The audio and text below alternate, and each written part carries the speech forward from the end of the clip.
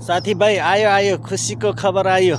विपन्न वर्गका नेपाली दाजुभाइ दिदीबहिनीहरू सबैलाई अनि अब निजी अस्पतालले पनि निःशुल्क उपचार गर्नुपर्ने कानुन 30 दिनभित्र लागू गर्नुपर्ने भनेर बालेन सरकारले भन्नुभएको छ। एकदम खुसी लाग्यो, किनकि विपन्न वर्गका नागरिकहरू निजी अस्पतालदेखि लगेर सरकारी अस्पतालसम्म उपचार पाउने भएका छन्। किनकि उपचारको